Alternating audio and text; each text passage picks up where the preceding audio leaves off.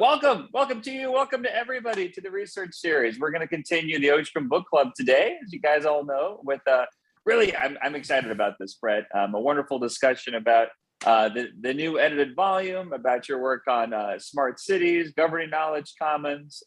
Obviously, many of us at the workshop, including Angie, have been very much involved in following this and enjoying every step along the way. So look forward very much to your opening remarks here, and then per usual, everybody, we'll have our discussion, around 40 or so minutes. Brett, are you able to stay a little bit past 1 if folks have remaining questions? Okay, so we'll be sure to leave the room open. With Richard Witt at 2. So who would also, but I thought he might show up on here, but I don't see him. But well, maybe so. Yeah. Well, the Rochester discussion alone sounds like it'll take from 1:30 to 2, but no. Well, I'm happy to hang. I'm happy to hang out afterwards. And also, I'm a long talker, so I probably will go like 28 minutes or so, if that's okay. Yeah. No, it's going to be great. You guys stuff. cut me off if you want me to stop. So should I share screens? Just jump in. Yeah. Hey, I think so, Brett. Over to you, sir. And thanks right. again for joining, everybody. Great to see you. All right, cool. I think you guys can see my slides or whatever. Yeah. Perfect. All right, cool. So it's a thrill to be back. And I, right now I can only see Scott because I've got the small little Zoom thing while I'm sharing slides, but I can't, I look forward to sort of meeting all of you. I recognized a bunch of names, but I also saw a number of new people. So it's a thrill to be back. I've spent the past 20 plus years learning from and working with the Ostrom workshop. I call myself an Ostromite. And it's an honor to participate in the series. So let's just jump right into it. So as you probably know, seductive promises of intelligent optimization are difficult to resist. Smart cities are exemplary in this regard, right? So around the world, cities have jumped aboard the smart tech bandwagon. Others race to catch up as public officials worry about falling behind. But whatever one sees the word smart in any tech discussion, I ask you to please insert supposedly in front of smart and then ask a series of questions. Who gets smarter? How? With respect to what and whom? Who gains what power? These and many other important questions need to be asked prior to investment and deployment. And don't get me started on Sol's recent announcement about joining the metaverse. We could do that in Q&A if you guys want. Smart cities, the bottom line is smart cities require governance, specifically governance of intelligence and intelligence-enabled control. In fact, in some very important respects, smart cities should be dumb, and that will take governance. So one way to quickly see the point is by way of analogy to the internet and the decades-long and still ongoing debate about network neutrality, a debate I've also participated in. The end-to-end architecture of the internet and open internet regulation aim to govern certain uses of intelligence and thus intelligence-enabled control by infrastructure owners. Network neutrality is fundamentally about engineering a governance seam between layers of the internet to sustain what I've called an infrastructure commons. And so I think cities will face very similar challenges from many different infrastructures and services. Integrating surveillance, AI, automation, and other supposedly smart tech within basic infrastructure as well as public and private spaces raises a complex set of questions that need to be asked and carefully deliberated by communities before going down the smart city path. And so the governance challenges that cities face, in short, demand systematic study. And that is, what's quite exciting for me about studying smart cities is they happen to bring together different but related strands of my own research, which I've tried to summarize succinctly on the slide. I'm not going to dwell on this, but for Smart Cities as Knowledge Commons, the book I'm going to talk with you guys about today, we can focus on 2 sets of research and policy questions drawn from the 2 books on my right, I suppose on your right as well.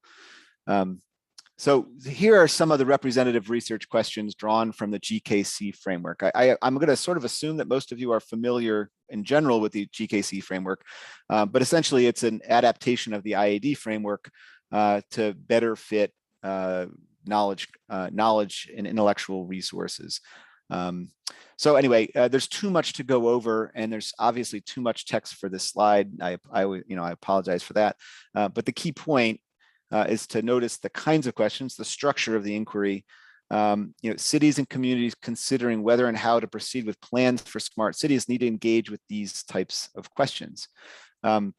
Further, drawing on reengineering humanity, I would add a series of additional questions such as these, and each of these expands quite a bit.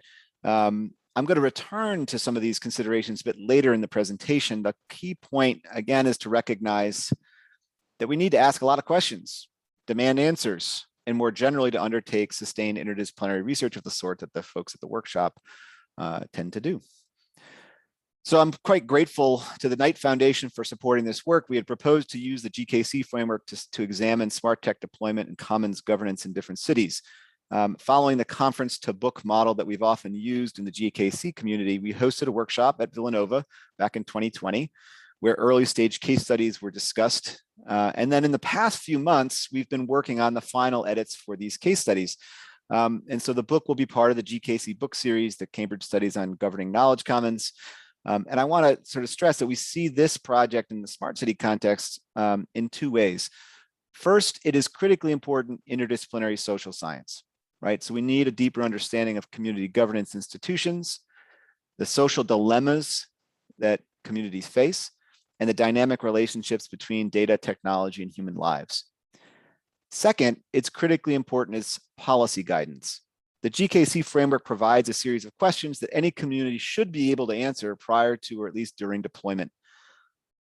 Finally, I should note that using the GKC framework to study smart cities also allows researchers to focus on different resource user technology systems within a smart city. So for example, you might think of transportation, health, education, and so on. In fact, I'll sort of give you an example when we turn to the case study in Philadelphia. So here's the list of the chapters that we have in the book. And you'll note Angie's on there, number 4. This is in no particular order. It's just the order in which I put them. I happen to put them on the slide. So that may be chapter 4, maybe chapter 8, who knows. But Angie's has one on Bloomington. So we've got a bunch of different contributors from a bunch of different disciplines. And we're covering case studies from Toronto and Seattle and Bloomington and Philadelphia and Pittsburgh. And so a bunch of different cities. And this is just really the tip of the iceberg of the kinds of work that we can do. We really do hope to have a series of books on smart city knowledge commons. I'm going to focus on this particular chapter, which is the one that I've been working on with Marcia Tonkovich in studying Philadelphia. At the very end, I may say something about the last chapter with Madeline. All right. So, but before I jump into my chapter, let me just say, we're also grateful to the Knight Foundation for providing some funds, a small amount, but just enough to have this a Smart City GKC sort of speaker series. In fact, we have the first inaugural speakers on November 15th, and then we're going to try to have one every month. And so you're all invited, and just shoot me an email or let me know if you'd be interested to register and attend some of these. It's going to be sort of a closed small group workshop to talk about these kinds of issues. All right, let me jump in. So the smart tech deployment and governance in Philadelphia. This is the case study that I'm super lucky to be working with a great team of RAs, some undergrads, and some law students, and my co-author, Marcia Tonkovich, who's a professor of public administration at Villanova. Our method is essentially to use the GKC framework to structure mixed methods research. We reviewed hundreds of publications, including academic articles, government reports, industry papers, newspaper articles, and websites. And then after IRB review at Villanova, we conducted 12 semi-structured interviews with professionals directly involved in smart tech deployment in Philadelphia. We recorded and transcribed the interviews. We did content analysis, analyzing the different publications as well as the transcripts, using a coding system that applied GKC concepts to the different action arenas. We chose to study 2 action arenas at the macro level, and this is the one I'll spend the most time talking about today. We looked at citywide governance of smart tech deployment. And then at the meso level, we chose to study vacant land management. Marcia had years of experience working in the vacant land sector in Philadelphia, which is why we chose it. But among many different options, there's lots of different meso-level action arenas that would be interesting to take on in case studies. And sort of one of the lessons from doing this work is just any given city, you could study through a series of case studies with students and faculty. It would be kind of an interesting longitudinal thing to do. Anyway, so I'll probably spend a little less time talking about the vacant land management thing, although Action Arena, although we'll see how much time we have. Okay, so look, Philadelphia has always used technology to solve problems, provide public services, and otherwise manage its affairs. Over the past few decades, the city's approach to deploying supposedly smart technology and becoming a smart city has evolved. And so for this study, we chose to examine how the city of Philadelphia has approached smart tech deployment over the past decade. So we discussed the imagined and actual pictures of Philadelphia as a smart city from 2011 to 2016, and then we compared that with what has emerged over the past 5 years. These sort of temporal guideposts are somewhat arbitrary, but they provide the comparative analysis usefully highlights different applications of smart tech, evolving conceptions of the smart city, as well as evolving norms, goals, strategies, and governance. So in Philly, the smart city imagined around 2011 was quite optimistic and probably pretty familiar to many of you. It's essentially, it was pitched in marketing materials and TED Talks. So Mayor Michael Nutter championed smart tech and the idea of Philadelphia becoming a smart city, both to solve local problems and to compete globally. And so in speeches like his 2012 keynote at IBM's Smarter Cities Summit, Nutter pitched an ambitious agenda, exemplified by two different agenda items I'll discuss. One was the city's engagement with IBM on the digital on-ramps project. And the second was just a series of executive orders that were issued by the mayor's office. On the digital on-ramps project, Philadelphia, like many other cities, faces major obstacles in delivering educational and workforce training services to its citizens. And so it's a really complex social problem. And so you might just, one way to see it is like, can smart tech be the solution? And so Philly was one of 24 cities chosen to receive a Smart Cities Challenge grant from IBM, which led to direct consultation, which means a team of IBM experts spent some weeks putting together a report in Philadelphia to deliver recommendations on how the city could use smart tech to increase literacy and improve employment opportunities in the city. So the solution IBM recommended was digital on-ramps. IBM would help the city implement a workforce education portal that would link unemployed or underemployed and residents to online, easily accessible training modules in emerging industries. So could an online portal and smartphone app deliver these services and meet the ambitious goals set by IBM and the Nutter administration? And the simple answer is just no, at least not at that time. And if you ask me today, probably never. But there's various reasons why the digital on-ramps project didn't quite deliver. I'm not going to discuss them now in detail. Other scholars at the time sort of looked at the program and diagnosed the problems. It fell short in a number of different ways. But one might say that IBM sold tech solutionism in Philadelphia, or at least Mayor Nutter bought it. A more charitable interpretation would be that the Nutter administration submitted a grant proposal, received a grant, ran a pilot, and learned that smart tech intervention wasn't enough. As we discuss in the study, perceptions and expectations about smart tech varied among community members and have evolved with this and other experiences. So however one interprets the digital on-ramp story and experience, our study strongly suggests that community members learned from it and adapted their expectations. So alongside that project, Mayor Nutter also adopted a pragmatic governance approach rooted in conventional public administration. So he issued a series of executive orders, which set goals, clarified responsibilities, provided direction, generated or created new positions and working groups, and basically paved the way for smart tech deployment and data sharing in the city of Philadelphia, at least among government. So we provide details in the study. I'd have to say, with regard to executive order after executive order, sort of a series of them, it's kind of boring, but it's kind of important. Right, these executive orders sort of set the stage, set the agenda. And some of the important developments through those executive orders include the creation of an open data policy, open government portal, and open data guidebook for city agencies, collaboration with Open Data Philly, which is a private entity that makes data available online, and providing an online inventory of city data sets. And this is a picture of that from that website. And It's interesting because not all city data sets are released, but those that are comply with standards that are set out in the Open Data Guidebook.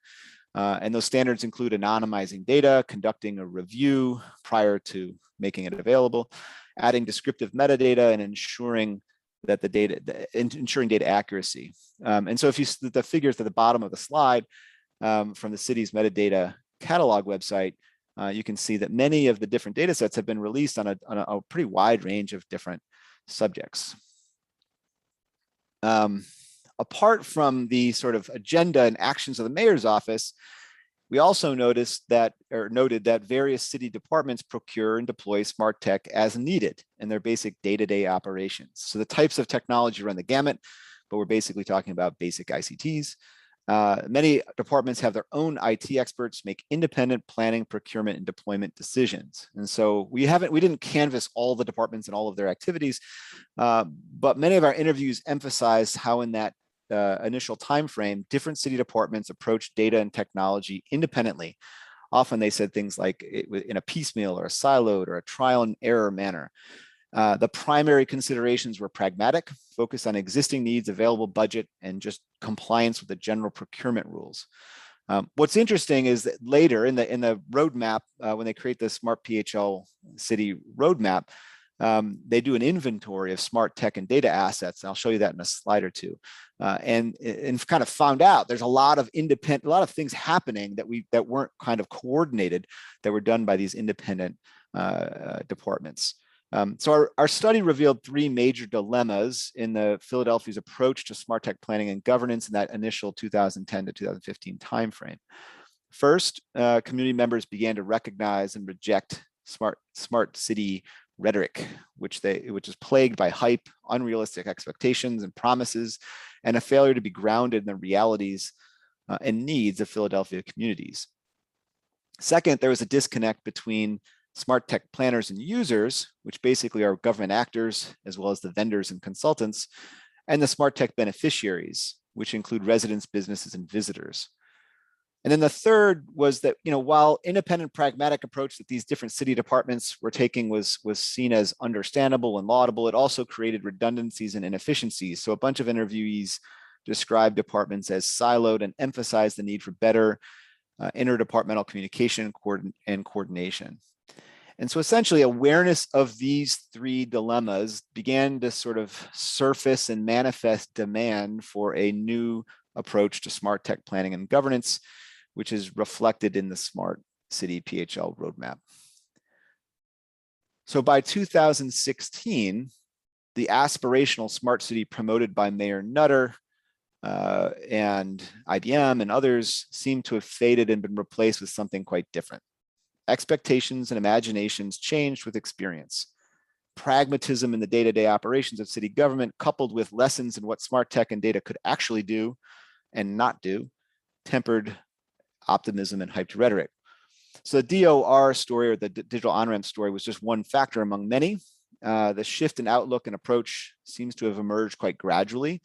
So in the study, we draw heavily on the stories and that our interviewees told us about this shift. I'll note for now that some government officials, two of which we interviewed, participated sort of in convening interdepartmental meetings to provide a strategic and coordinated approach, sort of initially focused on smart tech procurement and gradually sort of turning into procurement and use more generally. Emphasis was placed throughout these meetings on genuine problem solving, identifying actual problems and sort of testing technical solutions to those identified problems. And so let me push ahead to the Smart City PHL roadmap, where we kind of see this a little bit more in action. So to create a roadmap, the city established a Smart City PHL initiative. They designated the Office of Information Technology as the lead department. They formed working groups, including various city offices and departments, so bringing the different silo departments together. At the outset, the roadmap identifies 4 principles, guiding principles: being locally inspired, innovative, equitable, and collaborative. And then it explains the methodology used to develop the roadmap, which includes this assessment of existing assets initiatives. So you can see the stuff that already existed in Philly at that time.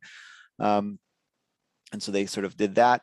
And then they have focus group interviews, identification of gaps and opportunities, brainstorming sessions, benchmarking against peer cities, and sort of trying to engage with external stakeholders. The roadmap integrates smart city planning and governance processes, and it does this through 3 macro level strategies. First, building the policy foundation and governance infrastructure for meso-level projects and initiatives, and essentially sort of trying to coordinate and streamline the policy infrastructure so you can sort of do things in different areas. Second, establishing consistent processes for engaging community members. And then the third was developing sustainable funding mechanisms. Rather than dive into the weeds on the strategies, which we talk about in the case study, I want to highlight how the shift towards pragmatic problem solving is reflected in the roadmap. So there's a couple different things. First, in formalizing a master data strategy. So they recognize the need for standardization, improved data integration across the different stakeholders who'd previously been acting independently, and then technical training among staff. And so the city's roadmap tasks a data, network, and security subcommittee with formalizing this master data strategy. They recognize that it's going to be complicated because it combines strategy, technical design, and working with diverse stakeholders. So the guiding set of questions, which you've got on the screen, which is set forth in the roadmap, provides a rather simple but still pragmatic approach to thinking about data. So these are the kinds of questions that certainly that Madeline and I, among others, are sort of suggesting at the end of this book ought to be taken into account. You can see the same basic logic reflected in the project outlined in the roadmap for selecting and evaluating smart tech projects. So essentially, the roadmap, I think, one way to see this from a more academic standpoint is the roadmap outlines what looks like an applied version of comparative institutional analysis, right? So the first step is establish a problem statement. What's the problem that we're facing or trying to solve? And then move into identifying a solution path. And this step entails compiling a comprehensive list of ideas and potential solutions, drawing on internal and external sources. And then once you have a long list of solutions, the roadmap commits to the decision makers to evaluating and prioritizing them through a set of criteria based on a series of questions. And this approach highlights issues that are present in the city and tries to target initiatives towards solving those issues in a sort of problem solution, a very sort of closely tied problem solution sort of frame. And then really seeks to achieve tangible improvements in the actual lives of community members, sort of addressing that second dilemma that I'd mentioned before. You also see the practical orientation to evaluating projects in the so-called pitch and pilot program. It's summarized usefully in this diagram. I'm not going to walk you through it. A quick glance will give you a sense of what it entails. The point is really to highlight how governance of smart tech has shifted to this idea of evaluating things at the procurement stage, and sort of piloting and testing things before getting too excited about it. Now I have to note that while we observed some changes at the macro level, we were not able to evaluate whether those changes bore fruit. In other words, one of the things with the GKC framework and the ID framework and others that you try to do is you try to identify the governance institutions, the kinds of community objectives and goals, and in terms of evaluating whether we're success and failure, like how effective are the institutions in enabling the community to solve their problems or address their issues or overcome their social dilemmas. That's what you really want to be doing at the evaluation stage. It really couldn't do that within this case study, in part because the implementation of the roadmap is a work in progress that ran into a whole series of issues with the COVID pandemic. I mean, the bottom line is that just put everything on hold. There are a few exceptions, like the data bridge, which is pictured on the diagram on the slide. So some of the open data initiatives and open data infrastructures have been quite successful, right? So the idea of data bridge is enabling data sharing and providing citywide infrastructure for analytics and applications. So OIT maintains the infrastructure, which it consists of various pooled resources, including know-how, software, and deployment managers.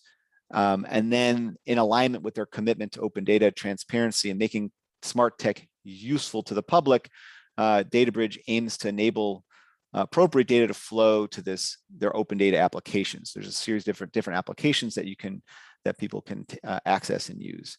One of the dilemmas that we observed that remains and still needs to be sort of addressed, or at least wasn't being addressed effectively, as far as we could tell, was inclusion. So the roadmap outlines various commitments for engaging the community at large, but it seemed to us that the degree to which citizens and community organizations are actually engaged remains an issue to confront. And when we asked that question of our interviewees, they also sort of acknowledged not they acknowledged, they told us that was one of the things they really were committed to, but hadn't really made much progress on.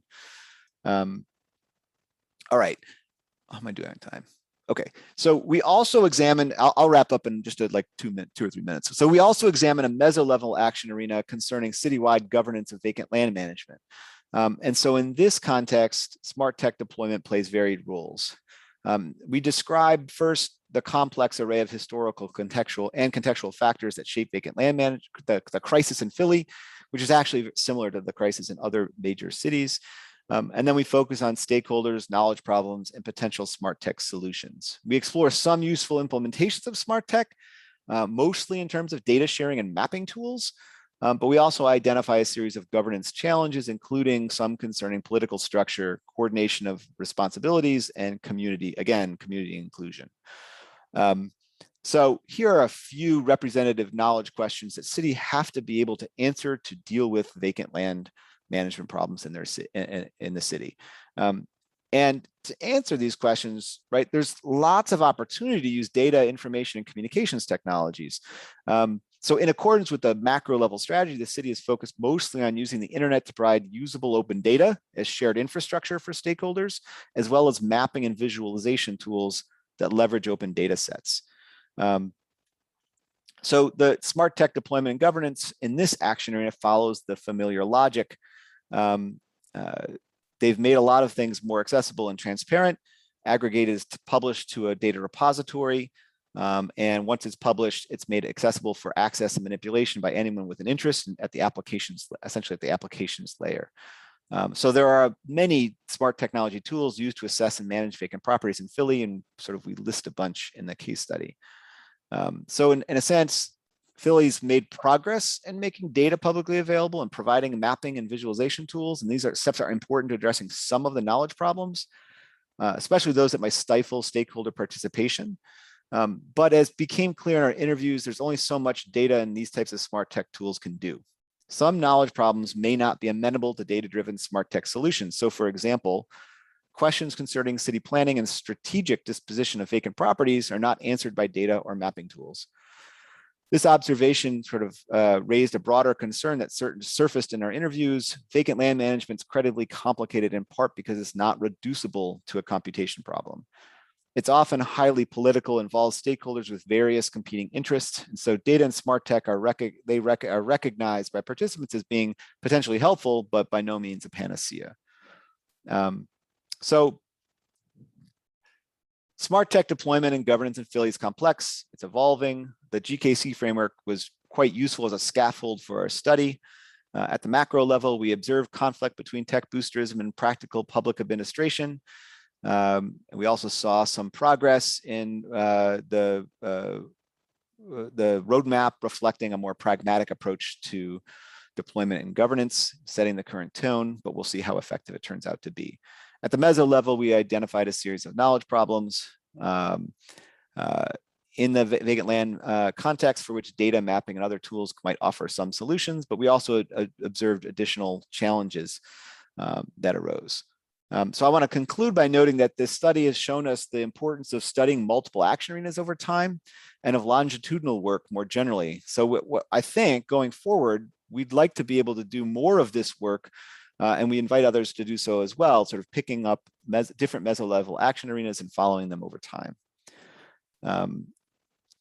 I should probably wrap up. This is if people want, I can come back to this slide and say something about it, but it's basically this idea that Madeline and I have about the inadequacy of design principles for smart city knowledge commons or smart city governance in general, and sort of thinking about a principled decision-making approach instead.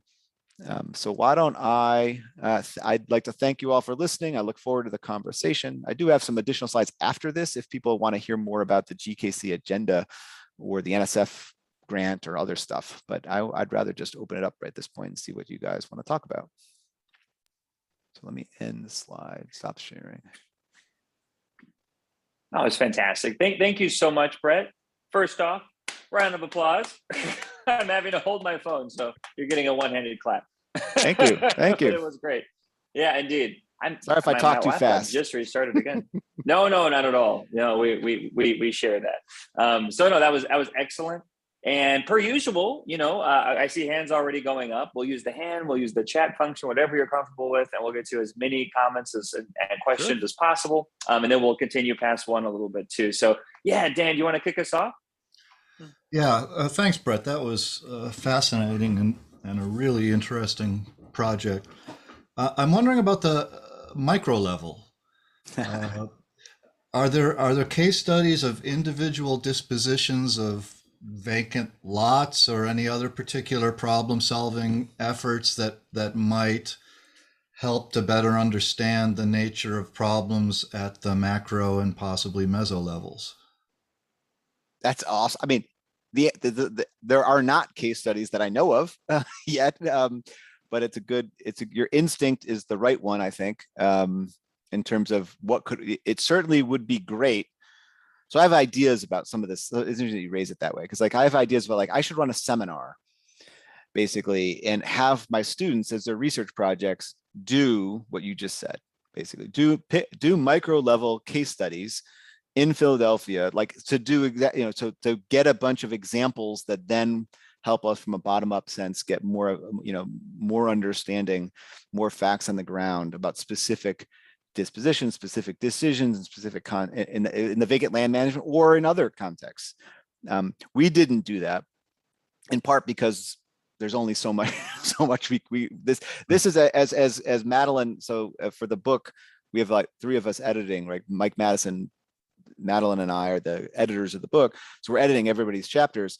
And so Madeline was looking at ours, and she said, basically our chapter already is 2 chapters, because really our meso level and our macro level are themselves deep and rich enough that they each have enough.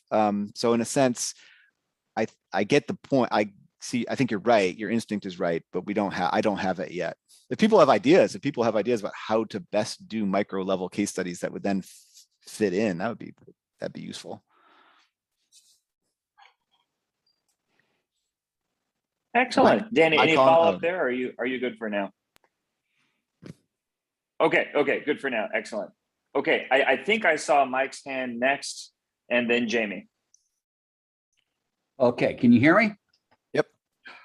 Fascinating stuff, Brett. I'm really glad to see you guys are continuing in this area.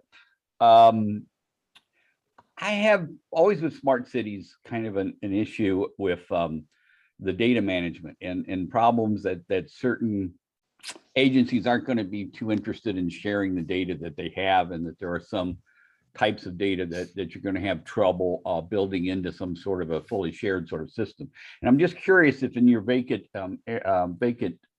properties action situation, there's any sort of connection to what the amount of criminal activity that occurs in or around those vacant areas. I understand that's something that the police departments would maintain pretty careful monitoring over, but it might not want to share the information with the general public or whoever is able to access this. So what kind of limitations have you run up in terms of the kinds of information that city officials have that you can't really build into this system? It's a great question. So let me break it into sort of 2 pieces. So the first thing is, one of the things we observed that changed, and I got this great, I was trying to look at on my other screen, I've got the case data, so I was trying to page through it to see if I could find the quote, and I couldn't do it quickly enough. But we have the chief data officer, who one of the people we interviewed, talked about sort of how the mindset among government officials in different departments changed over the course of this 10-year frame that we're looking. And at first it was like pulling teeth to get people to be willing to share their data at all. And yeah, he has this great quote where he's like, now it's like everyone wants to share it and make it available as quickly as possible, because then people don't have to go and ask this person or that person about where the data is. They just know, go to DataBridge, or go to the DataBridge, and you'll find the access point to the data set, and then it's constantly updated. So on one hand, that mindset in general has changed. Like the willingness to actually contribute is something that they've been changing over time. In general, not necessarily with vacant land in particular, just in general, at the macro level. At the vacant land management level, there's a bunch. So I do have a chart that I was able to find real quick, where we have a bunch of the different tools. Like there's a vacant property indicators model, which is a mapping system used by agencies and the public in general. It's available to the public to locate vacant properties, and it aggregates geographic and administrative data sources from the city to identify a whole bunch of different indicators, including assessments, billing, inspections, and things like that. Then they've got another applications layer, Atlas model, which draws from even more. It aggregates more different additional sets of data sets that you layer on top of it.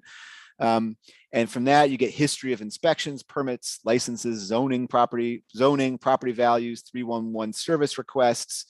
And so there's even more that's layered on top of it. Now, criminal activity, I don't want to say, I think that actually is publicly available. I think that data set is integrated into the system, but I'm not 100% sure. So I'm kind of hesitant to say for sure. I could page through and try to find it. I kind of feel like we had mentioned that at some point, but I just off the top of my head can't find it. I believe the police department was hesitant to release it, but eventually gave in and said, well, it's public data, so they made that available. It may be on a delay or something like that.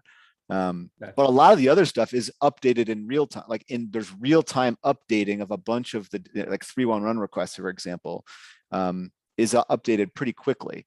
And again, one of the goals for the I'm forgetting the name of the DataBridge thing is to have it be the data be as accurate as up to date as possible, and that's like in their policy. And so all that's getting everyone on board to keeping it as accurate and up to date as possible. I don't know if that helps, but yeah. So that's one of the things we did observe is like a change over time. No, it was very useful that your answer that they're getting more open to providing information, and I'll be curious to see in the long run how much that affects public use of that information, or whether that leads to different kinds of citizen activity. Well, that's down the road. Let me jump on that. I mean, if people don't mind, we only have like two. I'm only holding up like two people, so that's fine. So, one of the interesting things that we asked them about that, I said, look, if making data available and making tools available doesn't mean anyone uses it. You can make all the mapping and visualization tools for data you want available, but if people don't know how to use it, or they don't know it's available, it doesn't mean that actually you have better engagement. So like inclusion and engagement of the community is one of the things they know they need to do better in general and in the vacant land context. But when we interviewed the guy who's the head of the land, works at with the land bank, Angel Rodriguez, I think is his name, he emphasized that again is something that he said half of my staff spend their time working with citizens, like people who want to engage in the process of acquiring land that we own that we want to dispose of, and we're helping them to figure out how to use the tools. And so there's this, like, that was one of the sort of knowledge problems, and essentially is like training citizens how to use the tools we're making available. But you're right, like making up the data may be available and the tools may out there, but it doesn't actually necessarily lead to use. The main users of those tools are commercial, like commercial land developer, like people who are looking for commercial. They're sophisticated, they know how to use the tools, and they have a financial interest in doing so. Whether the normal active citizens in different neighborhoods are using it, this would be another area for like micro level case studies would be kind of interesting. That way we don't have a good sense of right now. Excellent. And I think Jamie was next. Yeah, Yeah, so I got to have a little bit of a perspective on this book, helping Angie and Ina with some things on the analysis side. And one of the questions that came up for me over and over again was like, where does the meaning making happen in all of this? Because often, right?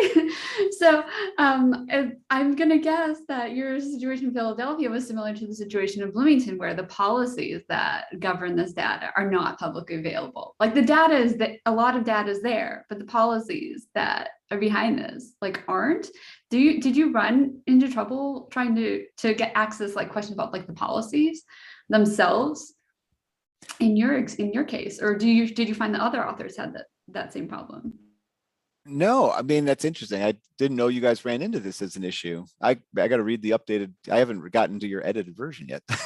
post comments yet. It's in my queue. No, the data, open data policy, for example, like I mentioned a few of the different policies and things, those are all public documents. I need to clarify because I don't want to get Angie and Ian into trouble. I personally was looking for it and I mentioned it to them and I was like, hey, is this available? We didn't seem to find anything at a cursory glance. I don't know what it would take to get those kinds of policies. The data itself was, I mean, the portal is there and there's a lot of data available. But the question was like, why did the Bloomington people feel like this was important? And of course, they talk about that, how it's part of bigger governance questions. But on the ground, let's say you wanted to know what was said in a city meeting. I'm just putting this in general. Let's say you wanted to know what was said in a city meeting. You can't find the notes online. To me, that seems like data that's also important for the public. I'm wondering, do other cities like keep that close to the vest? I think that's a better way of reframing my question. Yeah. So those are different things, right? So like the actual policies, policy documents, the executive orders themselves, those are all publicly available. Whether minutes from meetings, it's interesting you say that, because in the vacant land, when we interviewed Angel Rodriguez, excuse me, he said, go back and look at the meetings minutes. And I was like, what? Like a question I had asked him, he's like, you should be able to find that. And I was like, what do you mean? Where? So one thing is, some of the processes, they do make their minutes available. I'll just say that. I'm not sure all of Philadelphia. I don't want to make an overly broad statement, but some of them absolutely are. I think what you're highlighting, maybe, is the navigation of websites is often more difficult. Like, so things are available, but they're not easily findable.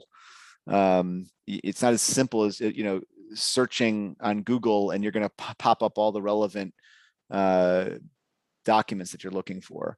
And if you just go to the homepage of the Office of Information Technology, that might not link to the specific policy you're looking for when you're looking at the land bank. And in the vacant land management thing, it's an action arena. The stakeholder groups are super complicated. Like there's a bunch of public sector groups, but there's also private sector. There's also, I forgot the name of it, but there's like a federal, maybe it's the Federal Housing Authority or something, and they have some properties that they're in control of. And so it's a very complex process, but all the different parties involved. And so like maybe it's navigating the different policies that ends up being, tricky. But I think at least for Philadelphia, they're certainly trying and seem to be relatively successful at making as much as possible available in terms of the policies and documentation. I think you're right. And I did a better search. I was like, okay, what if I just look for meeting minutes? There they are. But yeah, that's an interesting question. Like but policies surrounding data, like how do you figure out what goes into the meaning making behind that? And that I think is so interesting. And for citizens, so we talk about digital literacy all the time and other, I don't know, I do other stuff on like AI ethics and smart tech and blah, blah, blah. Like, one of the solutions people say is, people should just be more literate, which is, in some ways it's stupid. It's like, no, we should just not inundate people with like a million different tech things that they can't possibly sort through. I mean, there's a bunch of answers to that, right? But actually, like one kind of digital literacy is being able to find the relevant stuff and being like, if I'm a citizen in a neighborhood and I want to access like some of these really cool tools that are available, or I want to look for the meeting minutes and stuff, being actually able to find that stuff is something that it's a set of skills. I don't know that every single citizen needs to have those skills, but at least it's a set of skills we would think a decent subset of our citizenry should be able to have. And then like it's somewhere, there's like a meeting or there's a joinder between the idea of like the skill sets that people have and then like the tools and smart tech we make available to them. If we really want to include people and get them engaged, there's got to be some way that we're actually realistically putting those two things together. Anyway, that's kind of an off point, side point. That was super relevant.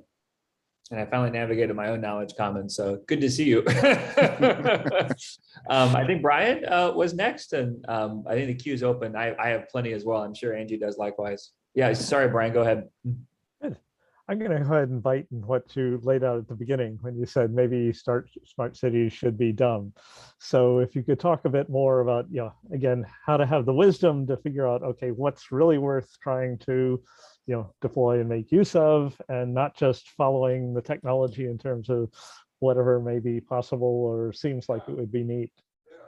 Yeah, I mean, my smart cities should be dumb point is I think lots of infrastructure should be dumb, and dumb in a specific way. They're intelligent in some ways. Like if we want to manage congestion, there's lots of information and data that can help us do congestion pricing or do different things that aren't based on who's doing what, right? So to me, an important aspect of what I call infrastructure commons is that the infrastructure is available in a way that doesn't prioritize or discriminate based on who's doing what.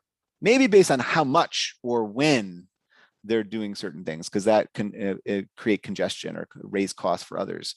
So when I say, in the net neutrality context, for example, it's not that the internet infrastructure itself is dumb. It's just that the end-to-end architecture and TCP/IP embed a certain kind of ignorance into the system between the layers, the infrastructure layer and applications and content layers of the internet. And that kind of ignorance is what lets people have the freedom to do lots of the things that they're able to do at the applications and content layer. And I would just say that in cities, but I think in other things too, like in homes and hospitals and in business, there's a lot in other contexts, maintaining that freedom for people to decide for themselves how to prioritize things or what to do with their time or limited resources, whether that's time, attention, or road space, ought to be left to them and not prioritized based on the infrastructure's profitability or on its sense of what ought to be prioritized. And so, that sense of dumbness is what I meant when I say smart cities should be dumb. They should be ignorant as to what specific people, who's doing what, how people affiliate, like who they relate to, when they decide to go for a jog. I don't know. There's a bunch of things that like people just don't need, the city doesn't need to know about, and identifying what those things are. And then smart tech often is justified for a specific use case, right? Like we can use this smart mobility, like geolocation data about where people are on their scooters or their cars or wherever. So we can sort of, it's going to help us efficiently manage traffic. Okay, maybe. But it also, let's just suppose we justify it based on that and people agree, all right, that's a good use case. Like it could be useful for that reason. It also turns out that it has a function creep. There's dozens of other uses of that same intelligence, right? That we might not be justified if we thought about them up front. And so that, like when I'm thinking about embedding certain governance schemes that let our cities stay dumb, that's kind of what I mean. I'm using dumb as both as its intended meaning, but also to specify a certain kind of restraint on the use of intelligence. Does that make sense to you, Brian? Is it? Yes, I'll just point out, which maybe is obvious to you, that dumbness can also be translated into the language of both equity and fairness and the language of liberty, letting people have choices about what they want to do, and affordances in terms Yes, of 100%. So look, I will say in the infrastructure book, the one on the far left of the first or second slide or something, like I try to make the argument and explain why, let's just call it dumbness or non-discrimination or commons or whatever, like is both about affordances, it's about human capabilities, essential public capabilities that are important to human flourishing, It's about, in a sense, fairness and equity, but it's also about efficiency. It's also about maximizing welfare.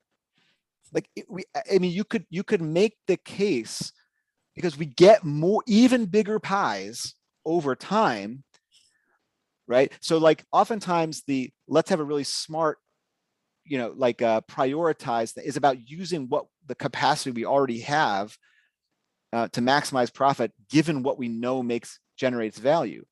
But oftentimes what open or dumb infrastructures that enable openness and freedom is you generate value you couldn't have anticipated.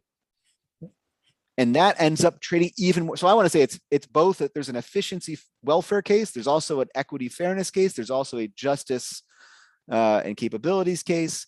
Like, and the question is just that, and I don't want to overstate it. This doesn't apply for everything. Not everything should be open, but things that I would say are infrastructural, and that, I don't want to go and give you my infrastructure talk, because that's a whole different talk, although it does relate to some of this stuff, but there's certain reasons why we want to do things that way. And then the question that's hard in cities is, what are those things? Mm-hmm. Thanks a lot, Brian. No, awesome, as always. And there was a quick question from Maria. You might have seen, Brett. I'm just going to read it off for the folks joining via phone here, just in case they can't see it. But Maria was asking, did you think about doing some sort of quantitative approaches? Because after all, there's potentially a whole plethora of user data there. And no worries about the tech issues. As you can tell, I can relate to that. So yeah, I'm not sure if you wanted to speak to that, Brett. Just in terms of quantitative approaches that you've considered, or if that meshes you, if you feel like kind of the multi-methods here with the GKC. Yeah, no, if I would love to do quantitative, the question is just what we can actually do, and how, so we did some, like, I mean, I wouldn't really call this quantitative analysis of the kind that you're thinking. I mean, our content analysis of all the documents and the transcripts and stuff, Marcia and one of the students ran a bunch of analyses of sort of frequency of things that were said and whatever. At the end of the day, I didn't find any of that. Not a lot of that ended up being terribly informative in a way that we sort of worked into the case study. In terms of collecting data over time on users of the vacant land tools, for example, no, but we didn't do it for this case study. It would be great to think about how to do that. My research is often like in collaboration with others, and then the first people I team up with end up helping to shape how deeply or in what direction I can go, if that makes any sense. And so it's like, yeah, it would be great to, but in this particular case, we didn't do that. If you've got ideas, let me know. Awesome. No, thanks, Maria. And I think Gustavo is next. Hi, a couple of comments / questions related to more of the efficiency discussion. So the first one, it seems that essentially you have two types of users here, no? So one is departments within the public sector that essentially they are kind of going to share their own data, and then they will be, maybe they can better coordinate some policies, no? So if you go in that direction, I think you need to find evidence that they change some policies because of that, because otherwise what's the value for them, no? They are just sharing some data and they are not doing anything, no? The second users will be the private sectors, and I would use the same approach. Well, who is using this? What are they doing with this? Because otherwise it's kind of, yes, they are sharing data, they are making data publicly available, and so what would be the next question, no? So that's one thing. The second is maybe you can use some ideas from organizational theory. It seems that you are reducing the cost of monitoring a lot of things, and that could put you in the direction of more or less decentralization or centralizations of things, no? I would say that in the public administration, this will put you in the direction of more control at the top, because it's lower the cost of monitoring lower level agencies, departments, offices, no? Any evidence in that direction? So that would be interesting. And then second comment is a little bit of more skeptical point. It's I'm not sure how this would connect with kind of growth of the cities. So essentially, it's whatever, a platform to connect whatever unskilled workers who are unemployed and companies. I think it's very difficult to make a link between that and growth of a city. I would say that if you go over urban economics, growth theory, nothing will give you anything in that direction. Right. So it seems that part of this is just a pure marketing strategy. So I think it's interesting to disentangle to what extent this is marketing strategy and what extent this has real impacts. And one way of going and seeing this is what is the budgetary impact of these things? Are they really putting money, or it's just cheap talk, essentially? So those are my comments. A little bit more on the skeptical point. The second one, the first one is more on, it's like going and search for real changes associated with these things. That's great. Both are very useful. On the first, well, actually, I'll let me jump to the second point you made. Really, we basically had. I don't know if we say it exactly. We use the words cheap talk, but we've Marcia and I absolutely wondered about whether or not the roadmap and the moves that they're making at OIT basically boil down to window dressing or cheap talk. And we don't know. We don't say it is because we don't have any indication that it is. And in part because of the COVID pandemic, like during interviews, and what we could tell is lots of things were basically put on hold. So where data could be made more available, it was, but a lot of the projects that they said they were going to undertake, they really haven't done much with, but they were planning to. And so we end up kind of concluding like we can't really evaluate, but it does definitely, that is certainly a possibility that that even the roadmap is just another example of cheap talk. But what we did want to highlight nonetheless, whether it is or not, I don't think they're talking all that much. Like the earlier thing was very hypey and rhetoric and like marketing to like, shiny marketing talk. The smart PHL roadmap's not that shiny. It's not that fan. They're not saying all that much. They're just saying like, you know what? Forget all this shiny stuff. We're going to try to be more problem and solution oriented. We're going to try to basically be more incremental. Like we're going to take project by project and we're going to procure technology to solve actual problems that we can identify. And so we're going to take things a little slower. And so that's what makes me hesitate to say it's because it's just cheap talk, because really it just boils down, like they're basically rejecting the idea of like becoming a smart city for the sake of being a smart city, and instead saying like, we're just looking at smart tech as a tool. We just want to make sure it, compared to other things, is a better way to solve the identifiable problem. And so we're going to kind of go in a more step-by-step way. To me, that seems like that's kind of what we wanted to say, is like the change in mindset and logic in public administration seemed to be what was observable. And so we observed it and noted it. Whether in fact it led to any significant changes in actual behavior or funding was kind of hard to, we didn't explore that. Like the funding, that goes back to your first point. That would be an interesting thing to look at. Like, are they throwing, I will say the pitch and pilot project program, for example, is small. It's small potatoes. It's just a way to explore new ideas. And the other things don't entail huge commitments that are any different. Absolutely. Well, we clearly need a lot more time. So I'm glad you can stay on for a little bit longer, Brett, to continue this discussion. So how about one more round of applause for Brett? Wonderful presentation. Great discussion, everybody. If you can, thanks all of you. Yes. Oh, please do continue.